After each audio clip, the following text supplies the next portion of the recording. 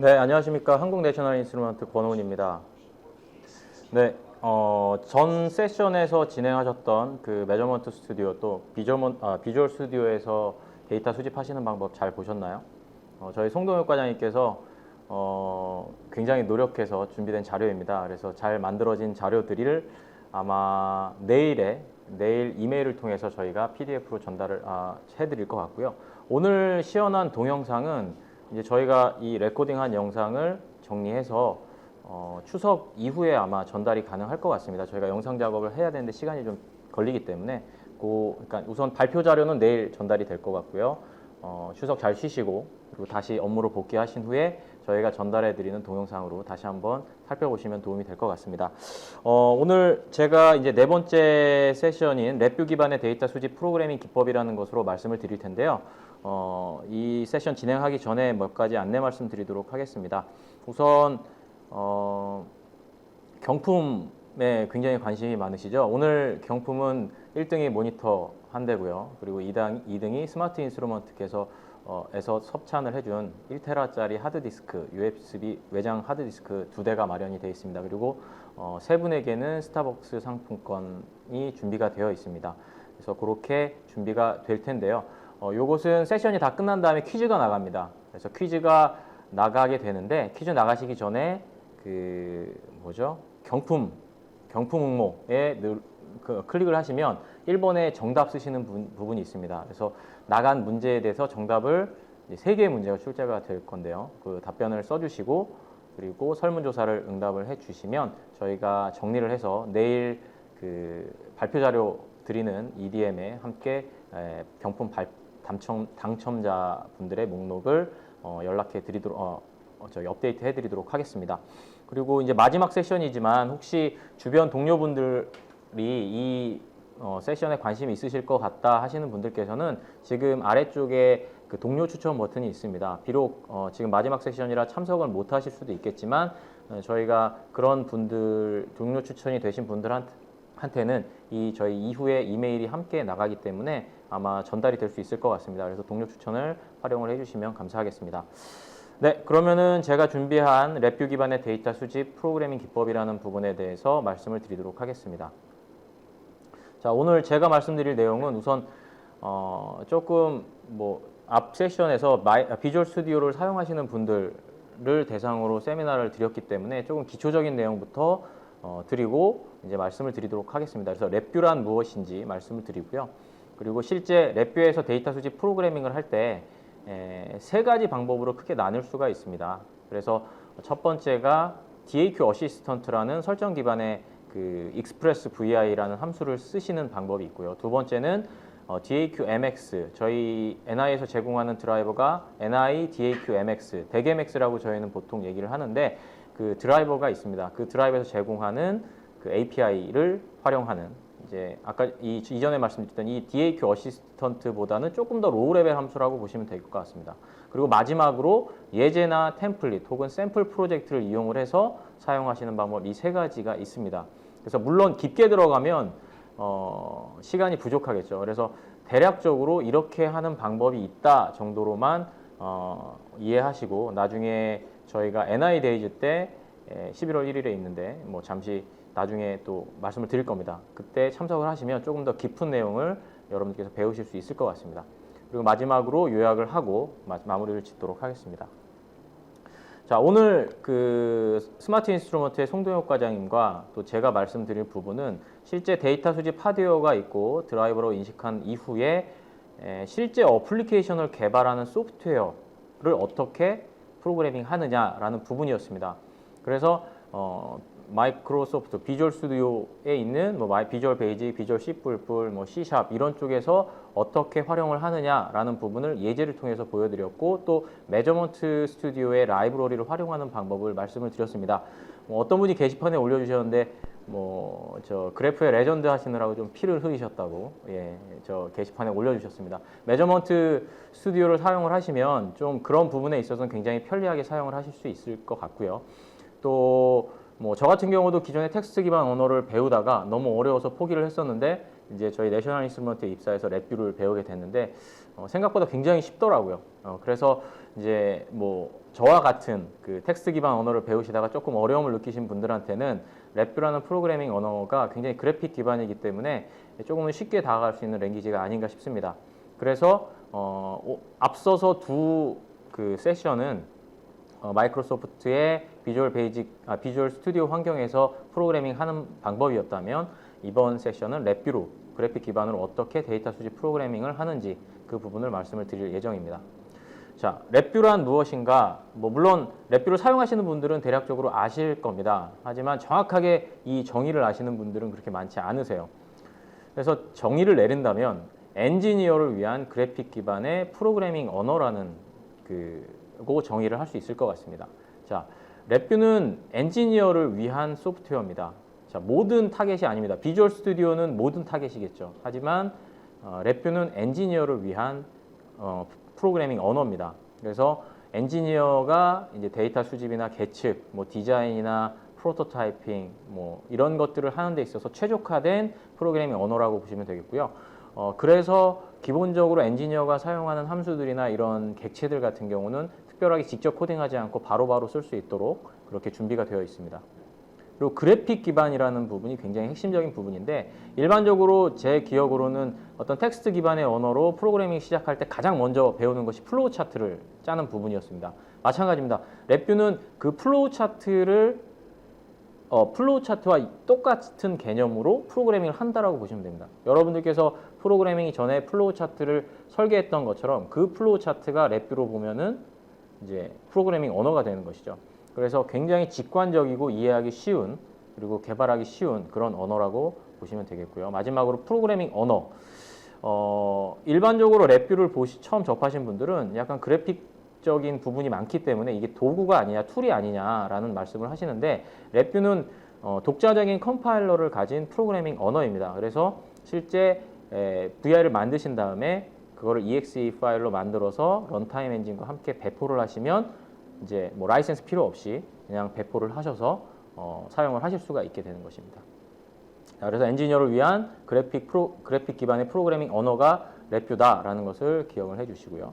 랩뷰의 기본적인 환경은 실제 좌측에서 보이시는 그 사용자 인터페이스, 즉 UI, 프론트 패널이라고 랩뷰에서는 얘기를 하고요. 그리고 실제 코딩이 이루어지는 블록 다이어그램이라고 보시면 되겠습니다. 이런 객체들 그리고 이런 그 루프 같은 것이 이제 실제 뭐 포루프, 와일 루프, 텍스트 기반에서 그렇게 불렀던 것이 이제 이렇게 표현이 되는 것이고요. 실제 보시면은 이제 요 프론트 패널이 사용자 인터페이스가 그러니까 실제 사용자가 보는 사용자 인터페이스가 되시는 거고 또 오른쪽에 보시는 블록 다이어그램이 실제 여러분들께서 코딩하는 즉 텍스트로 코딩을 했다면 랩뷰에서는 이런 블록 다이어그램, 플로우 차트 형식의 블록 다이어그램으로 이제 코딩을 하시게 되는 거죠.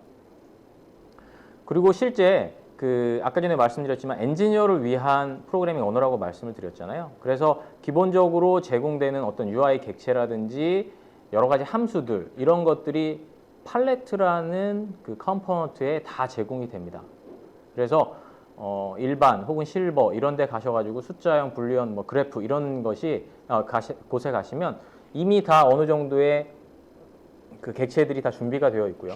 함수 역시도 카테고리가 잘 나눠져 있습니다. 뭐 제가 신호 처리를 한다, FFT를 한다 하면 신호 처리에 들어가서 어떤 연산을 찾으면 되겠고요. 뭐 사인 파를 생성하는 그런 함수가 필요하다 그러면 수학이라는 곳에 뭐 사인 함수에 관련된 카테고리에 그런 함수들이 들어 있을 것입니다. 그래서 일반적인 텍스트 코딩은 엔지니어를 위한 것이 아니라 범용이기 때문에 이런 특정 분야에 사용되는 그런 라이브러리들을 직접 개발하시거나 혹은 다른 개발자가 개발해 놓은 그 라이브러리를 카피해서 쓰시거나 이렇게 혹은 어떤 상용으로 만들어진 그런 라이브러리를 사시거나 하셔야 되는데 기본적으로 랩뷰에서는 제공이 됩니다. 자, 랩뷰가 프로그램 되어지는 그런 가장 기본적인 개념이 바로 데이터 흐름, 데이터 플로우라는 부분입니다. 그래서 처음에 이제 이런 객체, 사용자 인터페이스로 봤을 때 프리퀀시라는 값을 입력을 해주면 시뮬레이트 시그널, 즉 신호를 시뮬레이션 해주는 신호에서 내가 입력을 해준 데이터가 들어가면서 그 해당하는 주파수에 대한 사인파가 생성이 되고요. 생성된 데이터가 화살표, 즉 와이어를 따라서 각각의 컴포넌트에 다시 들어가게 됩니다. 즉 데이터 흐름은 이 프리퀀시라는 컴포넌트부터 시작이 되고요. 이 각각의 그 VI는 이런 모든 입력들이 입력돼야지만 실행이 됩니다. 이 VI 각각의 컴포넌트가. 그래서 여기서 신호가 생성되지면 그 신호는 각각의 사인이라는 그래프에 디스플레이가 되고 또 스펙트럴 메저먼트라는 그 함수에서 주파수 분석을 위해 또 신호단에 입력이 되고요. 그리고 파일 저장하는 함수로 또 들어가서 동시에 디스플레이와 분석과 파일 저장이 이루어지고 그 이후에 파워 스펙트럼, 즉 주파수 분석 결과가 또 다른 그래프에서 출력이 되는 겁니다. 그래서 텍스트 기반은 실제 딱 코드를 보셨을 때 이해하기가 조금은 본인이 짠 게 아니라면 힘들 수가 있습니다. 하지만 이건 제가 짠 게 아닌데도 기본적인 객체와 어떤 랩뷰의 구조만 이해하고 계시면 조금 더 쉽게 이해할 수 있다라는 그런 장점이 있겠죠. 그래서 랩뷰의 그 그래픽 기반이라는 것이 이런 장점이 있고 전반적으로 이런 와이어로 데이터 흐름이 연결되어 있기 때문에 와이어만 잘 따라가시면 프로그램 이해하시는데도 쉽게 도움이 되겠습니다. 그리고 요즘 이제 PC들이, CPU들이 대체적으로 다 멀티코어 CPU를 사용을 하시죠. 보통은 이제 뭐 듀얼에서 요즘은 다 쿼드코어 정도는 기본으로 사용을 하고 계신 걸로 알고 있는데 실제 저희가 프로그래밍 하면서 멀티스레딩 기능이 있는 그런 코드를 작성하기 위해서는 그런 멀티스레딩 프로그래밍에 대해서 전문적인 지식이 있어야 됩니다. 하지만 랩뷰는 이미 1998년도에 이렇게 프로그래밍만 하면 자동적으로 그런 코어를 멀티스레딩 기능을 지원하는 그런 것들을 컴파일러 내부에 아예 그냥 기능을 내장을 해놨습니다. 그래서 코어가 하나일 경우에는 뭐 당연히 하나에서 돌아가도록 만들 수밖에 없겠지만 코어가 4개일 경우에는 지금 보시면 이 각각의 함수를 데이터 수집된 데이터를 커브 피팅하고 필터하고 주파수 분석하는 그런 부분에 대해서 각각의 코어에 할당해서 자동으로 저희는 그냥 이렇게 간단하게 코딩을 하지만 내부적으로는 알아서 컴파일러가 스레드를 할당해서 멀티코어를 최적화시킬 수 있는 그런 어플리케이션으로 만들게 됩니다. 그리고 기본적으로 랩뷰에서는 데이터 선언이라는 게 필요가 없습니다. 기본적으로 그냥 객체에서 뉴머릭이냐 혹은 불리언이나 이런 것들로 간단하게 갖다 놓고 사용을 하시면 자동으로 이제 데이터 변환이 필요할 경우에는 숫자형 같은 경우는 그 안에서 뭐 인티저냐 또 혹은 플로팅이냐 이런 부분이 있는데 자동으로 변환이 가능하고요. 또 원하실 경우에는 변환 함수를 이용해서 변환을 하실 수가 있습니다. 그리고 선언을 안 하기 때문에 그럼 그 데이터가 어떤 데이터인지 모를 경우가 있지 않습니까? 그래서 이제 랩뷰에서는 어떤 데이터 타입이나 그런 부분을 색깔로 구분을 합니다. 그래서 오렌지색은 이제 숫자형, 뭐 그 중에서도 숫자형 중에서도 정수일 경우에는 이제 파란색, 그리고 문자일 때는 이제 이런 핑크색으로 나타내면 되고요. 배열일 경우에는 이렇게 두께가 변경이 돼서 쉽게 구분할 수 있도록 이렇게 나와 있습니다. 그리고 잘못 연결할 경우 지금 숫자형과 문자형 데이터를 연결을 했더니 당연히 호환이 안 됩니다. 컨버팅 함수가 있어야 되는데 그렇지 않을 경우 이렇게 문제가 있다라는 표시를 와이어적, 시각적으로 바로 볼 수가 있고요. 또 VI 내부에서는 상단에 실행 버튼이 있는데 이렇게 치명적인 오류, 뭐 문법상의 오류가 있을 때는 실행이 안 된다라고 이렇게 깨진 화살표가 있어서 클릭을 하시면 바로 오류를 확인하고 그 오류로 이동해서 수정할 수 있는 그런 플랫폼이 갖춰져 있습니다. 자, 그렇다면 텍스트 기반 언어와 그래픽 기반 언어인 랩뷰가 뭐가 다르냐? 지금 보시면 똑같은 연산을 랩뷰로 한 것, 그리고 C 코드로 한 것 이렇게 되어 있습니다. 물론 이제 뭐 짧은 그 부분이기 때문에 뭐 비슷비슷하게 보입니다.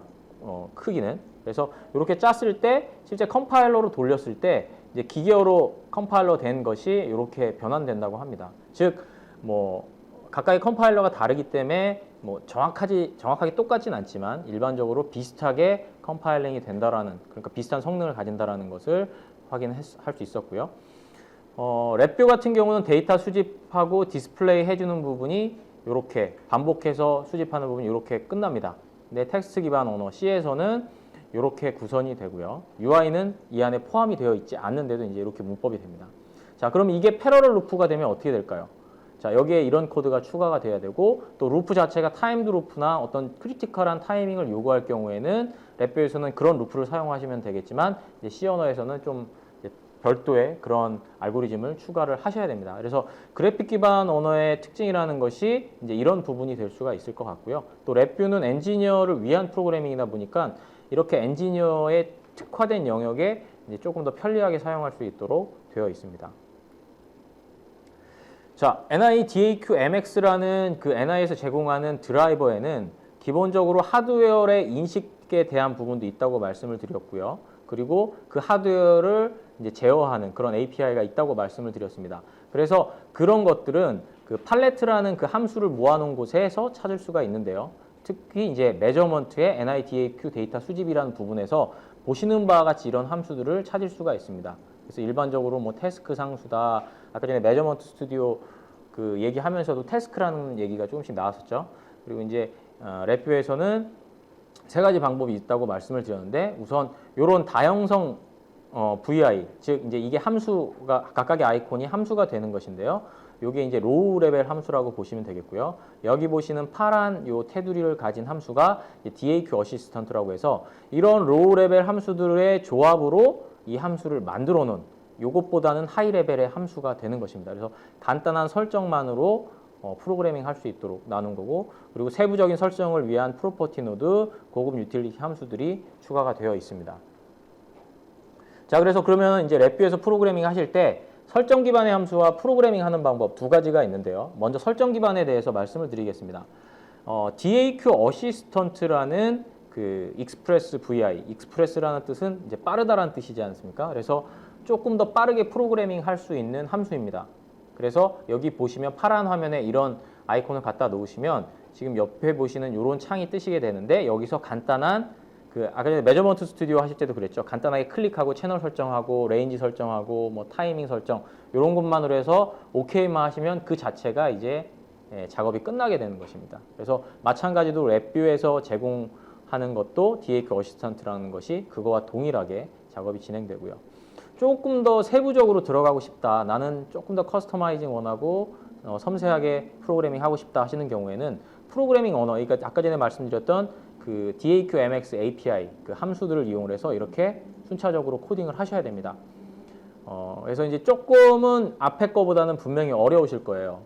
하지만 일반적으로 텍스트 기반의 언어에서 프로그래밍 하는 것보다는 그냥 갖다 놓고 어떻게 순서가 배치되는지만 이해하시면 조금 더 다른 언어에 비해서는 쉽게 접근하실 수가 있을 겁니다. 그래서 제가 이 두 가지는 순차적으로 말씀을 드리도록 하겠고요. 자, 먼저 첫 번째로 그렇다면 설정 기반의 DAQ 어시스턴트를 사용할 때는 어떻게 하느냐. 자, DAQ 어시스턴트라는 함수를 갖다 놓으면 이런 창이 그냥 뜹니다. 그래서 바로 이 창은 아니지만 채널 설정이나 이런 부분을 설정을 하고 나면 이 이제 창이 뜨시게 되는데 굉장히 간단합니다. 그래서 이 부분은 우선 미리 데이터가 잘 나오는지를 확인할 수 있는 실행을 해보면은 여기서 데이터 실제 제가 설정한 그 채널에 해당하는 데이터가 뜨게 되고요. 또 이 부분은 실제 제가 설정한 부분이 나오고 또 뭐 측정 채널에 대한 입력의 범위라든지 연결하는 방법 또 제가 사용자 정의로 어떤 스케일링을 해보고 싶다 할 경우에는 여기서 스케일링을 정의를 해주시면 되겠고요.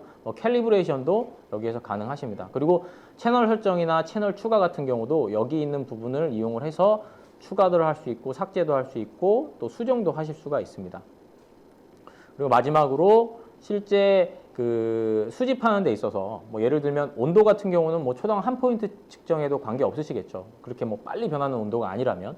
그래서 천천히 측정을 해야 되고 또 가속도 같은 경우는 뭐 초당 51.2K 샘플 그러니까 55만 1200 포인트를 초당 측정을 하셔야 되는 경우가 있겠죠. 그래서 그런 경우에는 굉장히 좀 빨라져야 됩니다. 그래서 여기서 이제 그 속도 측정하는 속도와 버퍼 사이즈를 설정을 하시고 또 내가 여러 번 그러니까 뭐 한 포인트만 측정하겠다 혹은 뭐 1000포인트만 측정하겠다 아니면 나는 계속 측정하겠다 이런 것들을 여기서 설정을 해주는 겁니다. 즉 이런 부분이 이제 핵심적인 타이밍이라는 부분인데 그런 것들을 여기에서 이제 설정을 해주시게 되는 거죠. 그래서 뭐 지금 제가 주저리 많이 말씀을 드렸는데 실제 한번 제가 DAQ 어시스턴트를 이용을 해서 코딩하는 방법을 보여드리도록 하겠습니다. 자, 이쪽을 비춰주시겠어요? 화면에는 이제 랩뷰 화면을 띄우겠고요. 지금 좌측에 보시면 저희 NI 컴팩덱 하드웨어가 지금 자리 잡고 있고 제가 펑션 제너레이터로부터 100Hz의 사인파를 첫 번째 모듈에 있는 925라는 모듈에 아날로그 입력 채널 0번에 연결을 해놨습니다.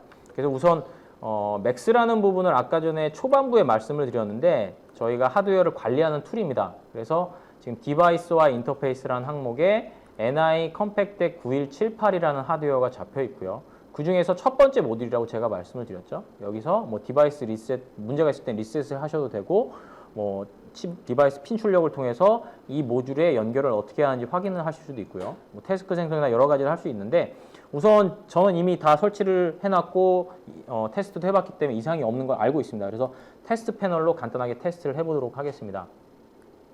자, 그러면 우선 0번 채널에 대한 부분이고요.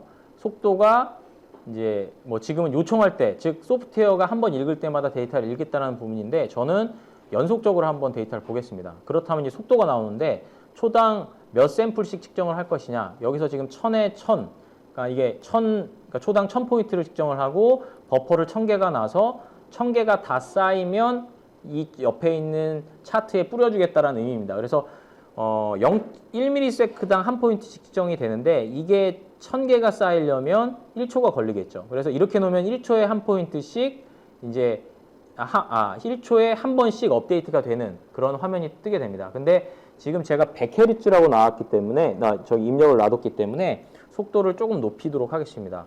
10K, 즉 이제 초당 10,000포인트씩 측정을 하고 1000개가 찰 때 업데이트가 해주니까 0.1초마다 한 번씩 업데이트가 되겠죠. 그래서 시작을 한번 해보겠습니다.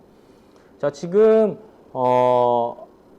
이제 0.1초에 한 번씩 업데이트가 되고 있는 거고요. 지금 100Hz의 사인파가 나오고 있습니다. 제가 파형을 한번 사각파로 한번 바꿔보겠습니다. 네, 마찬가지 100Hz의 사각파가 출처가 되고 삼각파, 톱니파 이렇게 바꿔봤죠. 그리고 사인파로 다시 바꾼 다음에 주파수를 좀 낮추겠습니다. 10Hz로 낮추니까 이렇게 주파수가 줄어드는 걸 보실 수가 있고요. 다시 100Hz로 바꿔봤습니다. 그래서 이렇게 간단하게 먼저 데이터가 나오는 것을 제대로 나온다라는 것을 확인을 하실 수가 있고요. 그렇다면 실제 코딩을 한번 보도록 하겠습니다. 파일에 가서 새 VI를 놓고요. 컨트롤 T를 누르시면 이제 유저 인터페이스, 좌측에 유저 인터페이스와 오른쪽에 실제 코딩이 이루어지는 곳으로 나뉘게 됩니다. 자, 그러면 자, 오른쪽 버튼을 누르고 여기 앞장 버튼을 누르시면 이렇게 플로팅이 되시고요. 자, 지금 보시면 프로그래밍이 있고 측정 IO가 있는데 저는 데이터 수집, 측정을 하는 부분이기 때문에 측정 IO에 드라이버는 NIDAQMX라는 드라이버에 DAQ 어시스턴트를 사용을 한다고 말씀드렸기 때문에 요거를 갖다 놓겠습니다. 그러면 이제 내부적으로 설정을 하면서 무슨 작업을 할 거냐.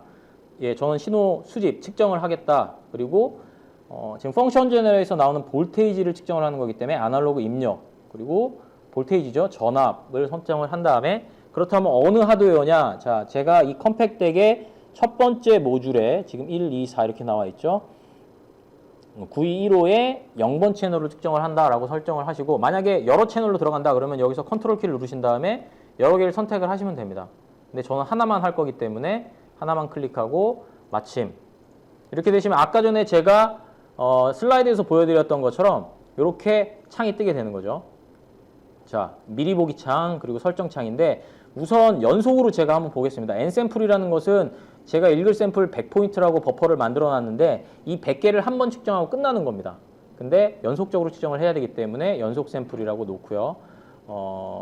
좀 100Hz이기 때문에 제가 조금 더 높여서 측정을 한번 해보도록 하겠습니다. 자, 읽을 샘플은 1000포인트씩 읽고요. 속도는 이제 10K, 그러니까 초당 10K만큼의 10,000개씩 데이터를 수집하는 부분입니다. 그래서 확인을 하기 전에 제대로 나오는지 한번 실행을 해서 보겠습니다. 자, 예, 제가 주파수를 바꿔보니까 변하는 거 보니까 제대로 측정이 되네요. 자, 그리고 정지한 다음에 확인을 누르겠습니다.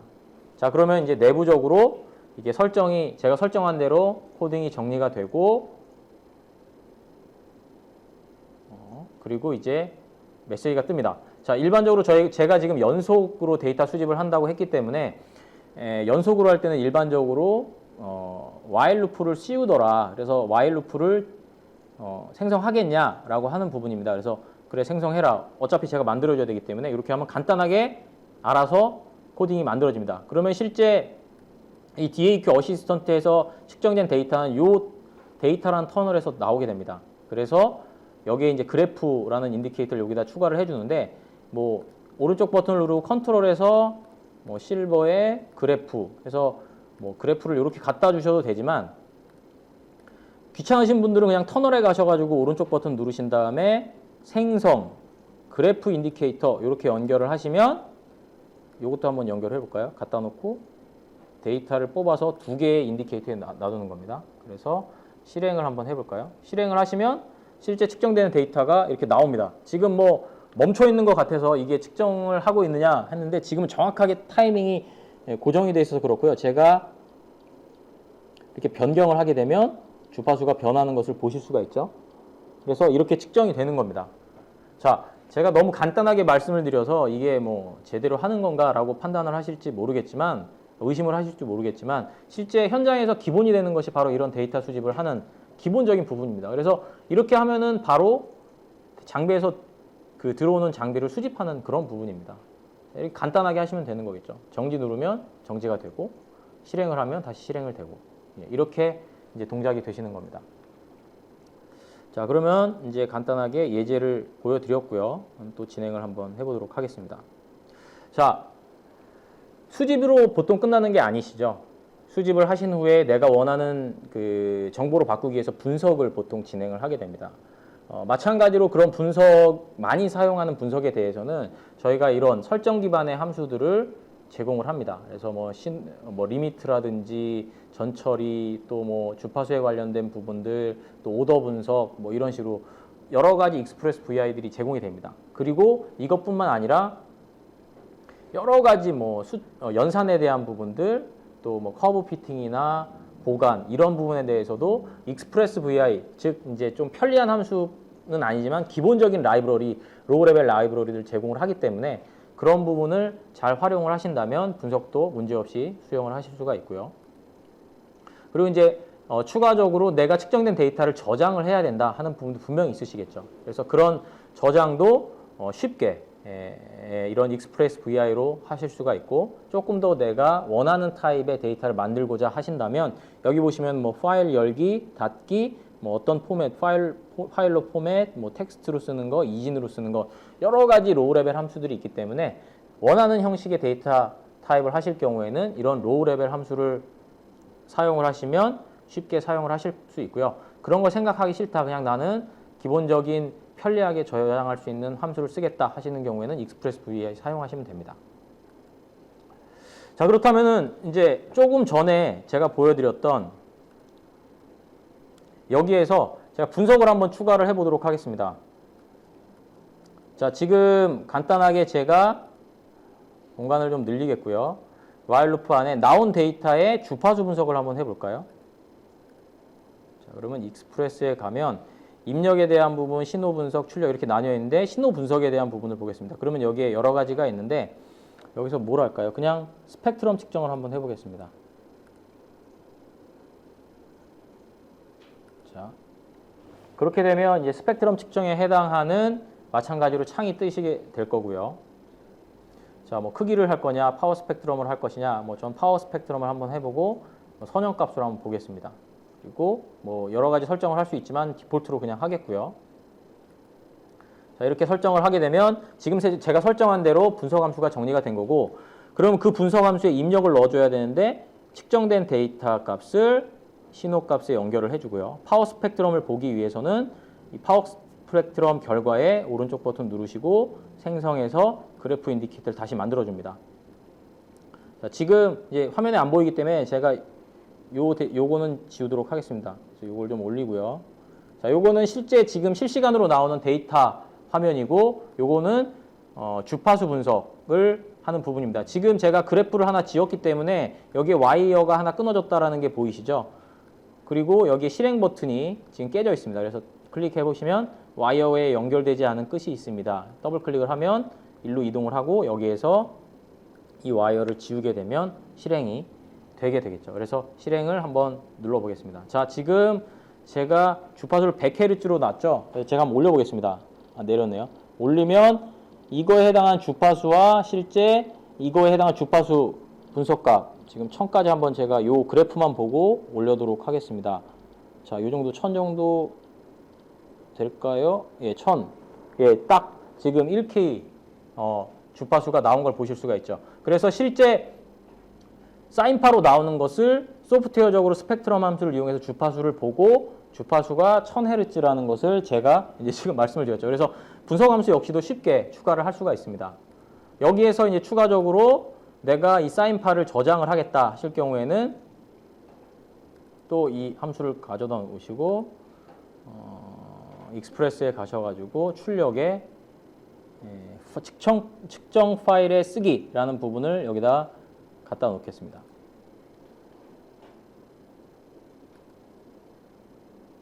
자, 그래서 뭐 이제 LVM 파일인데요. 자, 여기에서 어떤 파일에 쓰겠느냐. 뭐 그래서 이제 지금 보면은 그냥 여기에 있는 파일에 내가 쓰겠다. 근데 바탕화면에 제가 바꾸겠습니다. 바탕화면에 테스트라고 하고요. 확인을 누르겠습니다. 그리고 한 파일에 저장을 하겠느냐. 뭐 사용자에게 뭐 선택하도록 요구하는데 그냥 한 파일에 바로 저장을 하겠고요. 똑같은 이름이 있을 경우에는 어떻게 하겠느냐. 또 뭐 파일을 나눠서 저장하느냐. 여러 가지 형식이 있습니다. 이진수로 할 거냐, 텍스트로 할 것이냐.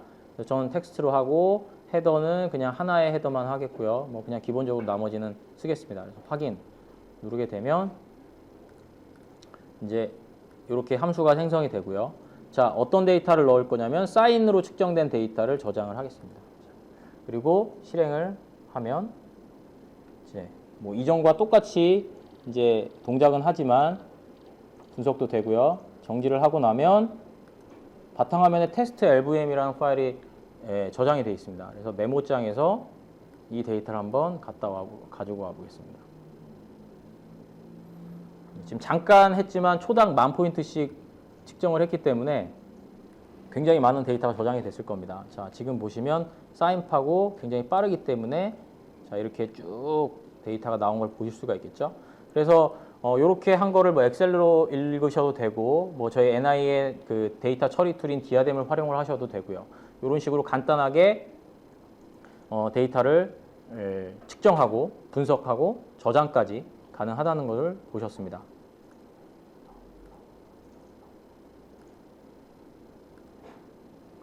자, 그래서 일반적으로 데이터 수집의 3단계라고 말씀을 드리면 데이터를 수집하고 분석하고 나타내주는 이 3단계로 나뉠 수 있는데 랩뷰에서는 이런 각각의 단계를 익스프레스 VI를 사용하신다면 측정은 DAQ 어시스턴트 그리고 분석은 그 해당하는 분석 함수가 익스프레스 VI로 존재를 한다면 해당하는 익스프레스 VI를 사용하시면 되고요.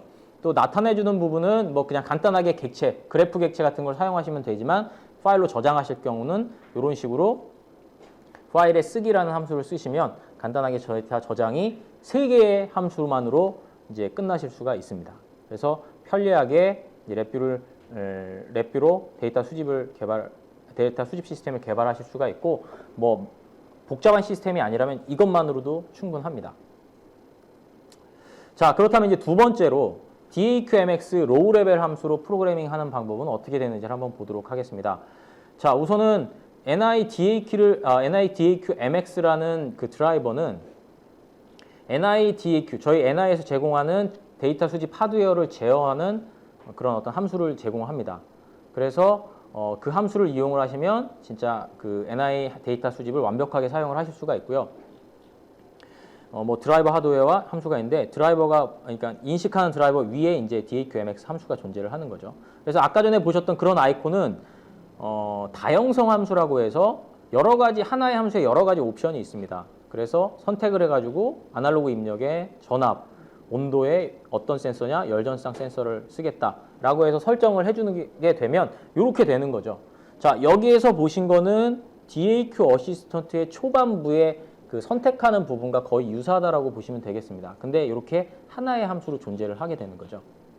그래서 이렇게 각각의 함수를 내가 원하는 옵션으로 선택을 하고 그 각각의 함수들을 순서대로, 그러니까 문법대로 연결을 해주시면 프로그래밍이 진행이 되는데 이런 DAQMX 함수의 대표적인 함수를 보시면 버추얼 채널 생성, 즉 채널을 정의하고 내가 이걸 어떻게 쓰겠다라고 정의해주는 부분, 그리고 이제 타이밍, 실제 얼마만큼 샘플링으로 어떤 속도로 측정을 할 것이냐라는 부분, 또 그 다음이 이제 시작해라. 어떤 작업을 시작하냐?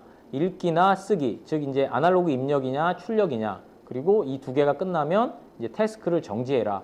그리고 지금 내가 해당하는 태스크에 그 할당한 리소스를 지워버려라. 왜냐하면 다른 리소스에서 이 리소스를 다른 곳에서도 사용할 수가 있으니까요. 그래서 이런 과정들을 이제 이런 함수들을 사용을 하게 되는 겁니다. 자, 그러면 어떻게 프로그래밍 구성되는지 한번 전반적으로 기본적인 문법을 한번 보도록 하겠습니다. 자, NIDAQMX 드라이버의 랩뷰 API는 아까 전에 앞 슬라이드에서 보셨던 것처럼 그렇게 되는데, 자, 먼저 채널 설정하는 부분이 있습니다. 자, 지금 제가 아까 요걸 할 때는 컴팩 덱에 AI 925 모듈에 AI 0번을 썼다라고 제가 했죠. 그러면 이 피지컬 채널의 그 부분을 설정을 해주시는 거고요. 미니멈 밸류와 맥시멈 밸류, 즉 저 채널 안에 들어가는 그 전압 신호의 레인지를 여기서 입력을 해주면 됩니다. 그리고 두 번째는 타이밍 설정. 초당 몇 샘플 측정을 할 것이냐, 연속으로 할 것이냐, 아니면 유한, 즉 내가 1000포인트만 측정을 하겠다라고 그렇게 할 것이냐, 이런 부분을 여기서 설정을 해주고요. 그리고 간혹 가다가 이제 내가 특정한 입력 신호가 들어왔을 때 측정을 시작하겠다라고 이제 트리거 신호를 줄 경우에는 트리거 관련 함수를 넣게 됩니다. 그래서 트리거가 어디에서 들어오고 어떤 신호에 트리거를 할 것이냐라는 부분으로 이제 설정을 하는 거고요. 그리고 이런 설정들이 마무리가 되면 그때서야 작업을 시작해라, 작업 시작해도 된다라는 그런 함수로 시작 함수를 넣고 이제 그 뒤에 아날로그 입력일 경우에는 데이터 읽기를 수행을 하게 되는 거고요. 다 끝날 경우에는 정지 혹은 작업 해제를 통해서 지금 내가 잡아놨던 리소스를 해제하는 이런 일관적인 과정을 거칩니다. 그리고 마지막으로 이제 마지막으로 에러 부분도 이제 나중에 핸들링 할 수 있도록 이런 에러 핸들링 함수도 추가해 주시면 좋습니다. 자, 앞 세션에서 진행을 했던 그런 텍스트 기반의 언어랑 랩뷰랑 프로그래밍 언어 비교를 해보면 제가 첫 시간에 말씀을 드렸지만 진행 과정이 동일합니다. 죄송합니다.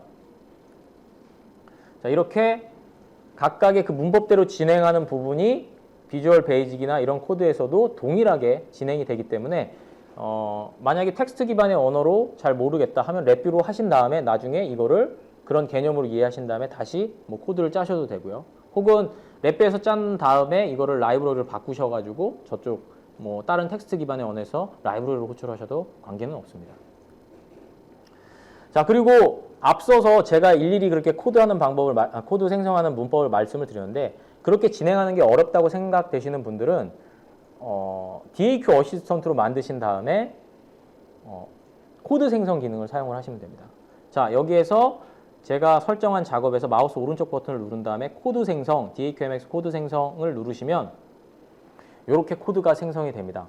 그래서 처음부터 로우 레벨로 생성하지 않고 제가 익스프레스 VI에서 설정한 대로 바로 이렇게 코드가 생성이 되기 때문에 이렇게 사용을 하셔도 된다는 거죠. 그리고 또 하나는 랩뷰에서는 굉장히 많은 예제들이 제공이 됩니다. 그래서 그 예제를 활용하셔도 굉장히 쉽게 접근을 하실 수가 있겠죠. 그래서 간단하게 제가 한번 그 내용을 보여드리도록 하겠습니다. 자, 여기에서 여러 가지를 했는데요. 제가 필요한 부분만 남겨놓고 지우도록 하겠습니다.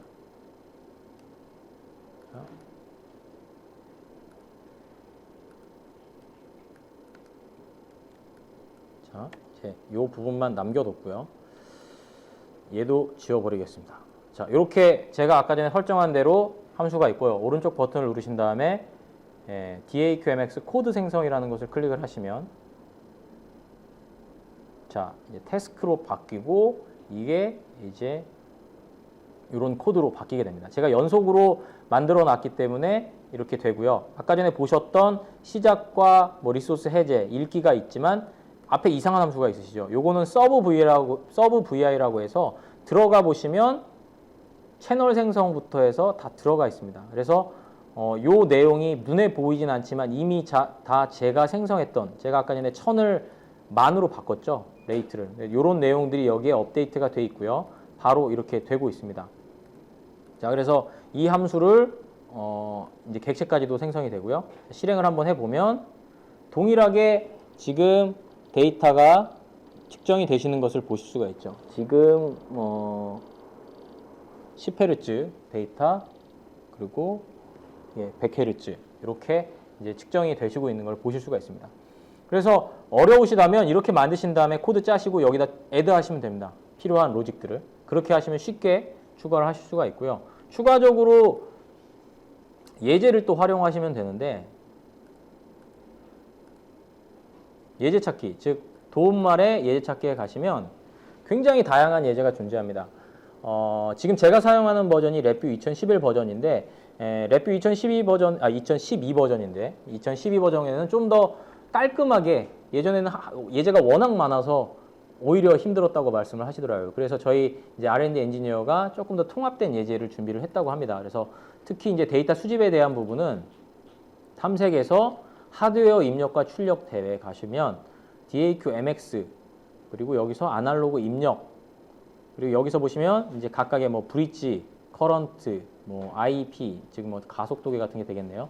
저항 측정, 뭐 이런 스트레인 측정, 열전상 측정 이런 게 있는데 저는 볼테이지를 컨티뉴어스 인풋으로 받겠습니다.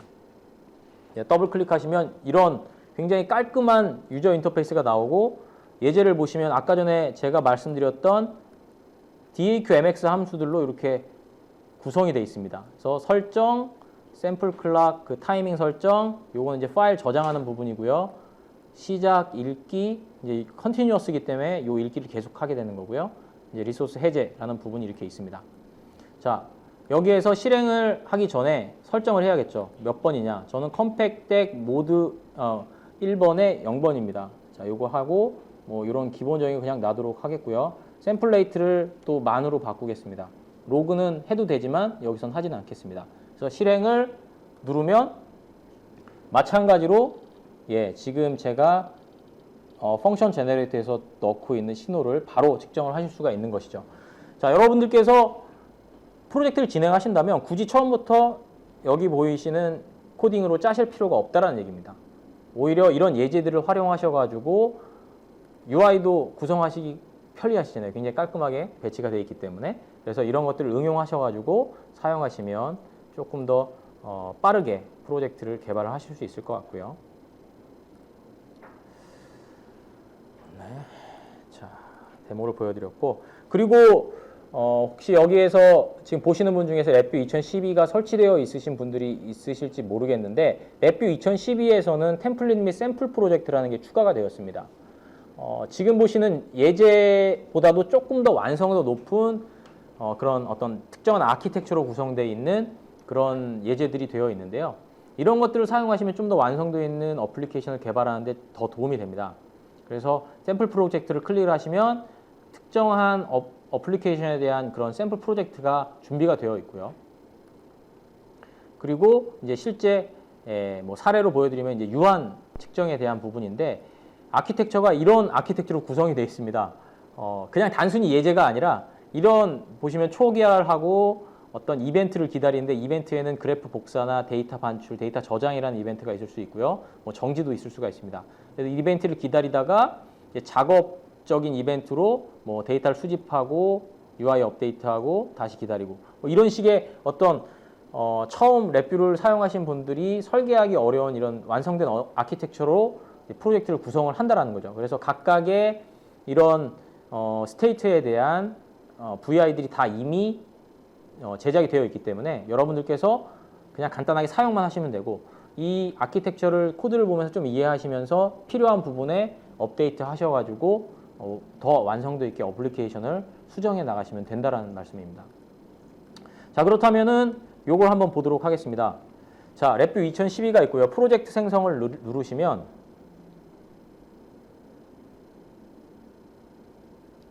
네.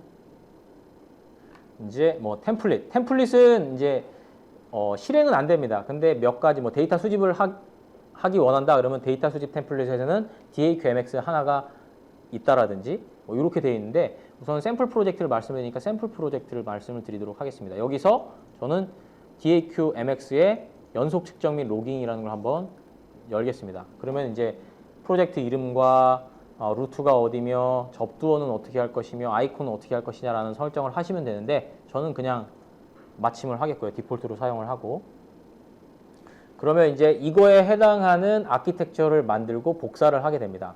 프로젝트를. 그래서 완성되어 있는 어플리케이션을 만들게 되죠. 자, 조금 시간이 걸리네요.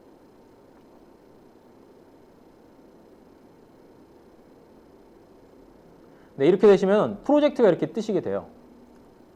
자, 프로젝트에는 제가 클릭만 했지만 굉장히 다양한 VI나 도큐멘트들이 이렇게 포함이 되어 있습니다. 그 중에 여러분들께서는 그냥 메인 VI만 클릭을 하시면 돼요.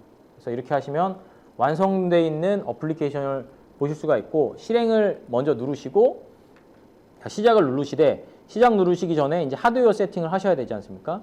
세팅에 어떤 채널이냐, 제가 컴팩덱 1번에 모듈 1번에 AI 0번이다 라고 클릭을 해주시고, 뭐 샘플링 속도를 또 만이라고 바꿔주시고요. 로그 파일 경로는 뭐 여러 가지 해도 되는데, 이제 뭐 여기서 테스트라고 다시 한번 넣겠습니다. 여기에서는 이제 포맷 자체는 좀 정해져 있습니다. TDMS라고 해서 조금 더 효율적인 데이터 포맷이 있긴 한데, 이걸로 이렇게 정해 주셔야만 되고요.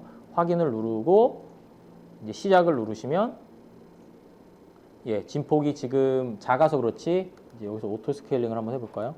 이렇게 하면 이제 데이터가 측정되는 걸 보실 수가 있고요. 제가 주파수를 변경함에 따라서 데이터가 이렇게 바뀌는 걸 보실 수가 있습니다. 네.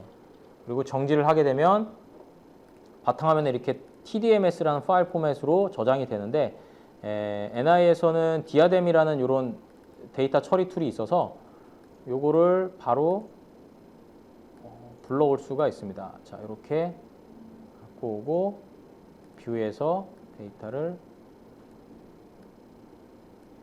갖다 놓으면 지금 현재 데이터들을 바로 확인을 할 수가 있는 거죠. 그래서 뭐 엑셀로도 보셔도 되고 또 여러 가지 타입으로 보실 수가 있게 되는 겁니다. 자, 그래서 샘플 프로젝트를 사용을 하시면 보다 완성도 있는 어플리케이션을 여러분들께서 나중에 이제 수정이나 이런 더 완성도 있는 어플리케이션 개발하는 데 있어서는 이 샘플 프로젝트를 이해하시고 활용을 하시면 굉장히 도움이 되실 거라고 생각이 됩니다. 네. 그래서 이제 제가 지금 이번 세션에 진행한 내용을 정리를 해드리면, 먼저 랩뷰에서 데이터 수집 프로그래밍을 하는 데 있어서는 세 가지 방법이 있을 수가 있는데요. 첫 번째가 DAQ 어시스턴트 프로그래밍을 하는 방법, 그리고 두 번째는 NI DAQMX 그 로우 레벨 함수를 일일이 프로그래밍 하시는 방법, 그리고 마지막으로는 이제 예제나 샘플 프로젝트를 사용을 하셔서 이제 사용을 하시는 방법, 이렇게 세 가지로 나뉠 수가 있습니다. 이제 랩뷰를 조금 더 배우고 싶은데 방법이 없다 하시는 분들은 우선 myReview.net이라는 랩뷰 사용자 커뮤니티가 있습니다. www.myReview.net에 들어가시면 랩뷰 사용자들끼리 서로 질문하고 답변해주는 그런 환경이 마련돼 있고요. 거기에서 이제 향후에 뭐 강좌라든지 이런 것들도 개설될 예정이라고 하시니까, 뭐 오늘 참석하신 분 중에서 가입을 안 하셨다면 한번 가입해 보시는 것도 좋을 것 같습니다. 자, 그리고 또 한 가지 광고를 드리면, 저희가 11월 1일에 그 코엑스 그랜드 볼룸에서 저희 NI의 가장 큰 행사인 NI 데이즈를 개최를 합니다. 그래서 이때 그 저희 랩뷰 트랙이라는 것이 있어서 랩뷰에 대한 고급 아키텍처에 대한 설명이 있을 예정입니다. 그래서 한 트랙을 할당을 했고, 저희 NI 교육센터의 박진호 강사가 와서 그런 부분에 대해서 강의를 해주실 거고요. 저 역시도 어떤 2012의 새 기능이라든지 다양한 랩뷰 콘텐츠에 대해서 설명을 드릴 예정에 있으니까요. 한번 참석을 관심 있으신 분들은 참석을 하시면 좋을 것 같고요. 이거에 대한 동영상을 잠시 보시고 진행을 하도록 하겠습니다.